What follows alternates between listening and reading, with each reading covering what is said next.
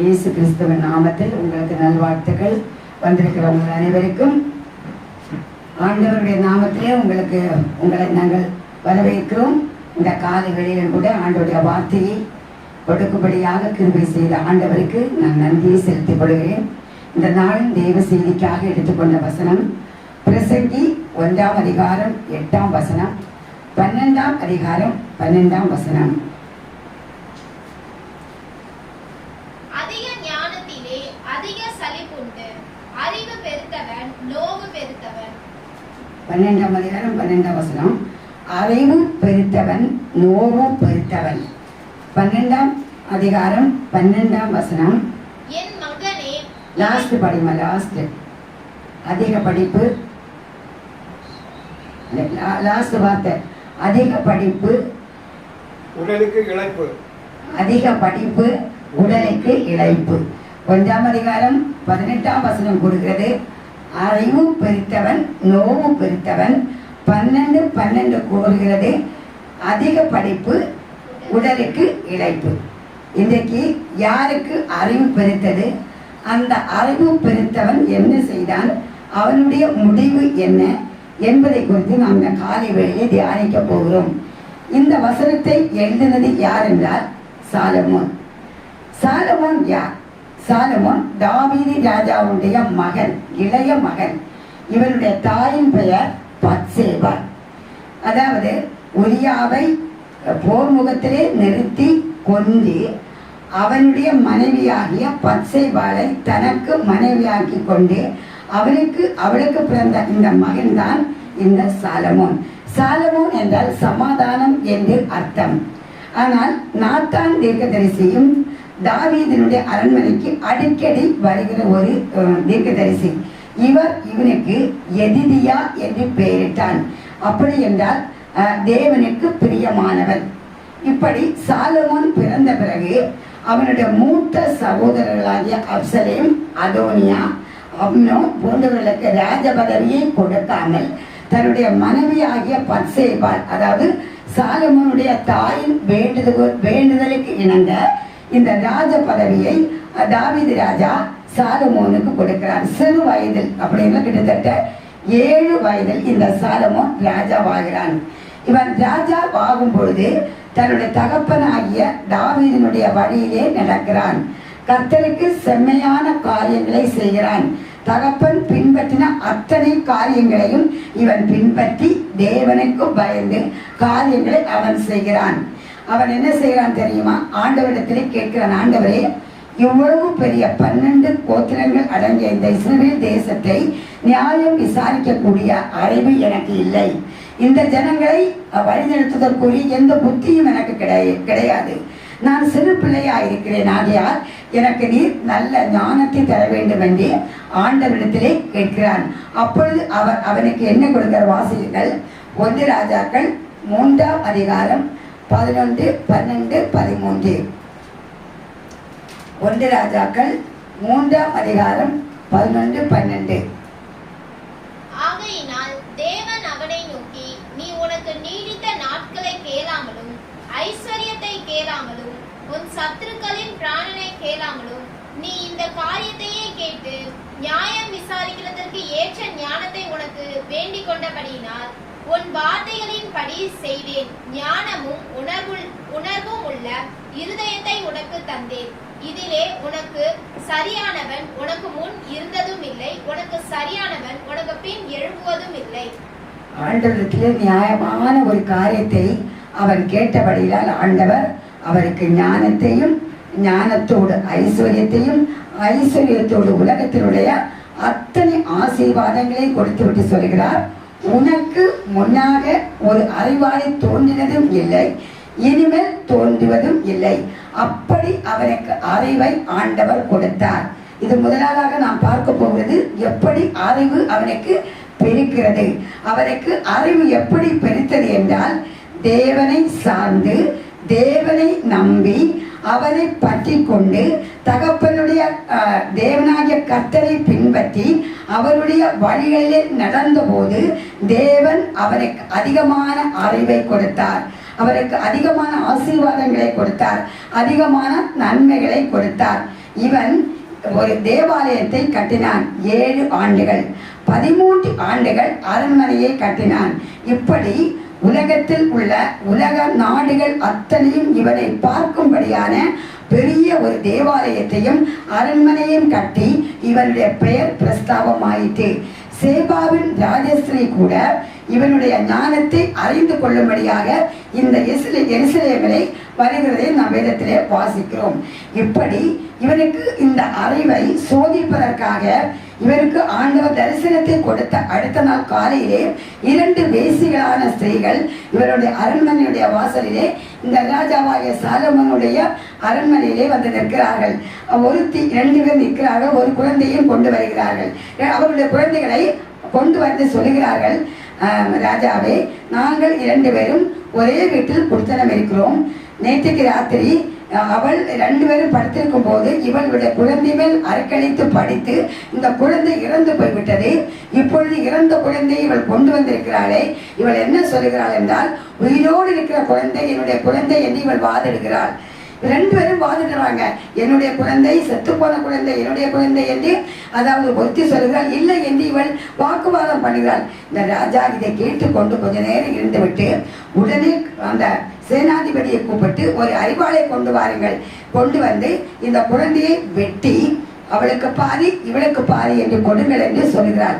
பெற்ற தாயினுடைய குழந்தை வயிறு துடித்து அவள் சொல்கிறாள், வேண்டாம் ராஜாவே, இந்த குழந்தையை கொல்ல வேண்டாம், அவளுக்கே நீங்க கொடுத்துருங்க. இவன் சொல்றா, வேணாம், நான் வெட்டிருங்க, அவளுக்கு பாதி கொடுத்துருங்க, எனக்கு பாதி கொடுத்துருங்க. ராஜா உடனே என்ன சொன்னான், இந்த குழந்தை உண்மையான தாய் வந்து இவங்க தான், அவங்க கிட்ட கொடுத்துருங்க. அன்றைக்கு அவனுடைய ஞானத்தை கர்த்தர் கொடுத்த வாக்குத்தத்தத்தை நிறைவேற்றி அன்னைக்கு வெளிப்படுத்தினார். இப்படி அறிவு பெருத்தவன் சாலமோன். இப்படிப்பட்ட இவன் 3 புத்தகங்களை எழுதினான். உன்னத பாட்டு, நீதிமொழிகள், பிரசங்கி. அதாவது 1005 நீதிமொழிகளை இவன் சொல்லி இருக்கிறான். அதாவது ஒவ்வொரு நீதிமொழிகளையும் நாம் வாசித்து பார்க்கும் பொழுது நீதிமான், துன்மார்க்கன், அதாவது உலகத்தில் உள்ள அத்தனை புல் பூண்டிலிருந்து ராஜாக்கள் தொடங்கி உலகத்தில் சர்வ அம்சங்களும் அடங்கிய காரியங்களை வெளிப்படுத்தி எழுதியிருக்கிறதான் இந்த சாலமோனுடைய ஞானம். ஆனால் இவைகளை எல்லாம் இவன் பயன்படுத்தினான். ஆனால் கடைசியில் பிரசங்கியுடைய புஸ்தகத்திலே வரும்பொழுது இவனுக்கு இந்த அரண்மனையை கட்டினான், ஆலயத்தை கட்டினான், ராஜாவானான். 40 வருடங்கள் ராஜாவாகி எல்லாம் சென்ற பிறகு இவன் என்ன சொல்கிறான் தெரியுமா? வாசியுங்கள், பிரசங்கி 2ஆம் அதிகாரம் 4ஆம் வசனம். பிரசங்கி 2ஆம் அதிகாரம் 4ஆம் வசனம். நான் பெரிய வேலைகளை செய்தேன், எனக்காக வீடுகளை கட்டினேன், திராட்சை தோட்டங்களை நாட்டினேன், எனக்காக தோட்டங்களையும் சிங்கார வனங்களையும் உண்டாக்கி அவைகளில் சகலவித கனி விருட்சங்களையும் நாட்டினேன். மரங்கள் பயிராகும், தோப்புக்கு நீர் பாய்ச்சுகிறதற்கு குளங்களை உண்டு பண்ணினேன். வேலைக்காரரையும் வேலைக்காரிகளையும் சம்பாதித்தேன். வீட்டிலும் வேலைக்காரர்கள் பிறந்தார்கள். எனக்கு முன் எருசலேமில் இருந்த எல்லாரையும் பார்க்கிலும் ஆடு மாடு முதலான திரண்ட ஆஸ்திகள் எனக்கு இருந்தது. வெள்ளியையும் பொன்னையும் ராஜ சம்பத்தையும் மாகாணங்களில் உள்ள பொருட்களையும் சேகரித்தேன். சங்கீதக்காரரையும் சங்கீதக்காரிகளையும் வாத்தியங்களையும் சம்பாதித்தேன். எனக்கு முன் எருசலேமில் இருந்த எல்லாரை பார்க்கிலும் நான் பெரியவனும் திரவிய சம்பனும் ஆனேன். என் ஞானமும் என்னோடு கூட இருந்தது. என் கண்கள் இச்சித்தவைகளில் ஒன்றையும் நான் அவைகளுக்கு தடை பண்ணவில்லை. என் இருதயத்துக்கு ஒரு சந்தோஷத்தையும் நான் வேண்டாம் என்று விலக்கவில்லை. நான் செய்த முயற்சிகளில் எல்லாம் என் மனம் மகிழ்ச்சி கொண்டிருந்தது. இதுவே என் பிரயாசங்களின் எல்லாவற்றினாலும் எனக்கு வந்த பலன். ஹல்லேலூயா. அவன் என்ன சொல்றான் பாருங்க, நான் ஒண்ணு கூட இந்த உலகத்தில் உள்ள இன்பங்களை நான் விட்டு வைக்கவில்லை, அத்தனையும் நான் செஞ்சேன். ஆனா கடைசியில் அவன் என்ன சொல்றான் தெரியுமா? மாயை மாயை எல்லாமே மாயை, இது ஒண்ணுமே கிடையாது. ஏன்னா நான் இறந்ததற்கு பின்பு இல்லை என்றால் என்னுடைய மரணத்துக்கு பின்பு இதை இன்னொருவன் அனுபவிக்கிறான். அப்படி ஞானம் பெருத்தவனாக அறிவு பெருத்தவனாக இந்த சாலமோன் இருந்தார். ஆனால் பின் நாட்களில் அதில் 2வது பாட்டு என்ன நடந்தது தெரியுமா? அதாவது 1 ராஜாக்கள் 11ஆம் அதிகாரம் 1 வசனம். அவன் என்ன செய்யறான் தெரியுமா? பாருங்க, 1 ராஜாக்கள் 11:1.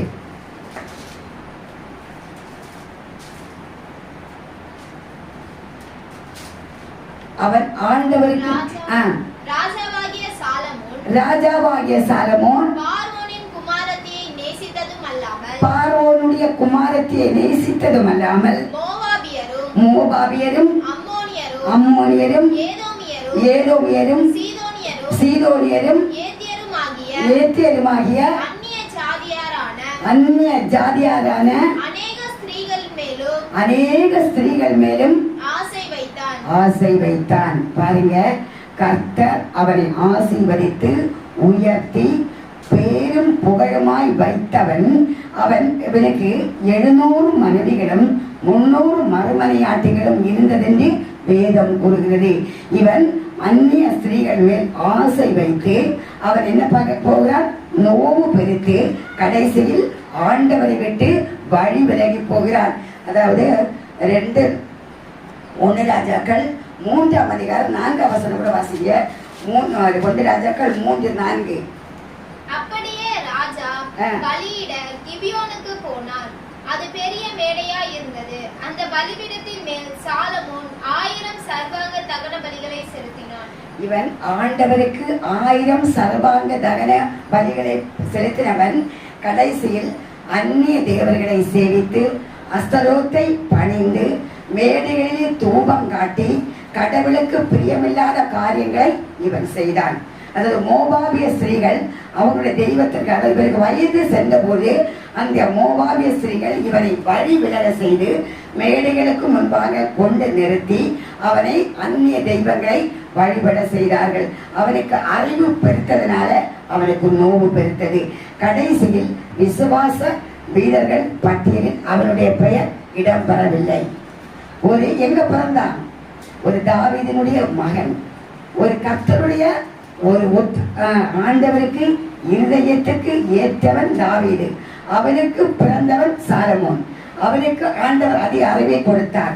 அந்த அறிவை அவர் ஒழுங்காக பயன்படுத்தாததுனால கடைசியில அந்நிய தெய்வங்களுக்கு முன்பாக போய் நிற்கிறான், பாகால்களுக்கு முன்பாக போய் நிற்கிறான், அஸ்தரோத்துக்கு முன்பாக போய் நிற்கிறான், கேமேஷ் என்ற கடவுளுக்கு முன்பாக போய் நிற்கிறான். இதற்கு காரணம் என்ன? தேவனுடைய வார்த்தைக்கு கீழ்ப்படியாமல், ஆண்டவருடைய வார்த்தைக்கு அவன் என்ன பண்ணல? சட்டை பண்ணல, அசட்டை பண்ணின ஒரே காரணத்தினால் அவன் என்ன பண்ணா? கடைசியில அவனுடைய பெயரை அவனை அழித்து கொண்டான். அவன் அறிவு பெருத்து என்ன லாபம்? அவன் படிப்பு அதிகமாக என்ன லாபம்? அதைதான் வசனம் சொல்கிறது, அதிக படிப்பு உடலுக்கு இழைப்பு. படித்து படித்து படித்து புத்தகங்களை எழுதி எழுதி எழுதி அறிவை பெருக்கி பெருக்கி கடைசியிலே அவனுடைய வாழ்க்கை அழிந்து சீரழிந்ததை நாம் பார்க்கிறோம். இந்த காலை வேளையிலே நாம் சிந்திக்க வேண்டும். ஆண்டவர் நமக்கு இன்னைக்கு உலகத்திலே பார்க்கும் பொழுது அறிவு பெருத்தவருடைய வேலைதான் சண்டை, அவங்களுக்குள்ளதான் ஈகோ பிரச்சனை, அவங்க வீட்டுக்குள்ளதான் பயங்கரமான என்னென்னவோ நடக்கிறது. ஆலயத்துக்கு போகிறதில்லை, ஆண்டவரை தேடுகிறதில்லை. விவாகரத்தினுடைய 199% கிறிஸ்தவர்கள் குடும்பங்கள் தான் நடக்கிறது என்று வக்கீல்கள் சொல்லுறாங்க. காரணம் என்ன? அறிவு பெருத்து விட்டது. விட்டு கொடுக்கிற நிலைமை இல்லை, விட்டு கொடுத்து போறது கிடையாது, அனுசரித்து போறது கிடையாது. நீ பெரிதா நாம் பெரிதா என்று அறிவு பெருத்த காலங்களிலே, அறிவு பெருத்த காலகட்டங்களிலே நாம் நின்று கொண்டிருக்கிறோம். ஆகவே கர்த்தருடைய பிள்ளைகளே, அறிவு பெருக்கும் பொழுது மனுஷனுக்கு தாழ்மை வேண்டும், பொறுமை வேண்டும், அனுசரித்து போகுதல் வேண்டும், கீழ்ப்படுதல் வேண்டும், தேவனை தேட வேண்டும். கர்த்தர் அறிவை பெருக்கி பெருக்கி பெருக்கி ஐஸ்வர்யமும் செல்வமும் ஆண்டவர் கொடுக்கும் பொழுது அதை என்ன செய்ய வேண்டும்? அதை பயன்படுத்தி தேவனுக்கு கீழ்ப்படித்து வாழ வேண்டும். நாம் இந்த காலவெளியிலே நாம் ஆராய்ந்து பார்க்க வேண்டும். எனக்கு அறிவு இருக்கிறது, எனக்கு ஞானம் இருக்கிறது, எனக்கு வேலை இருக்கிறது, எனக்கு சொத்து சுகங்கள் இருக்கிறது, ஆகவே நான் ஆண்டவரை விட்டு வழிவிலகி போயிருக்கிறேனா? நோவு பெருக்க காரணம் என்ன? அறிவு பெருத்த ஒரே காரணத்தில் தான். முன்னாடி நாங்கள் வாழ்ந்து உள்ள காலங்கள் எல்லாம் எங்கள் பெற்றோர்களுக்கு அவ்வளவு அறிவு கிடையாது, ஞானம் கிடையாது, அவ்வளவு படிப்பு இல்லை. நாங்கள் அனுசரித்து கர்த்தரை தேடினதுனால்தான் இன்னைக்கு நாங்கள் இங்கே இருக்கிறோம். இன்னைக்கு அறிவு பெருத்து பெருத்து பெருத்து பணங்கள் கையில சம்பாதித்த பின்பு யாரையும் மதிக்கிறதில்லை, யாரையும் நேசிப்பதில்லை. அவர்களெல்லாம் தொட்டி குப்பை தொட்டி போல வீசுகிறது. இந்த காலை வெளியிலே யார் அப்படி இருந்தாலும் சரி, மனம் திரும்ப வேண்டும், மனம் திரும்ப வேண்டும். தேவ சமூகத்தில் நான் சொல்லுகிறேன், மனம் திரும்பாவிட்டால் இந்த வழிபடத்தில் ஒரு வார்த்தை வந்தது. இந்த காலை வேளையிலே அடிக்கடி கடிந்து கொள்ளப்பட்டும் பிள்ளரையை கடினப்படுத்துகிறவன் சகாயமின்றி சடுதியில் நாசம் அடைவார். இது கர்த்தர் இன்றைக்கு வரையிலும் இந்த சபை ஆரம்பத்திலிருந்து இந்த வார்த்தையை அவர் பேசினதே கிடையாது. இந்த காலை வேளையிலே கர்த்தருடைய எச்சரிப்பின் சத்தம் கடந்து வந்திருக்கிறது என்றால் யாரோ பிடரியை கடினப்படுத்திக் கொண்டு இருக்கிறதையும் கர்த்தருடைய கடுங்கோபம் அது வரப்போகிறதும் அது நிச்சயம். நம்மை தாழ்த்தி நாம் ஒப்புக்கொள்வோம் என்றால் கர்த்தர் நம்மை ஆசீர்வதிப்பாராக. ஆமென்.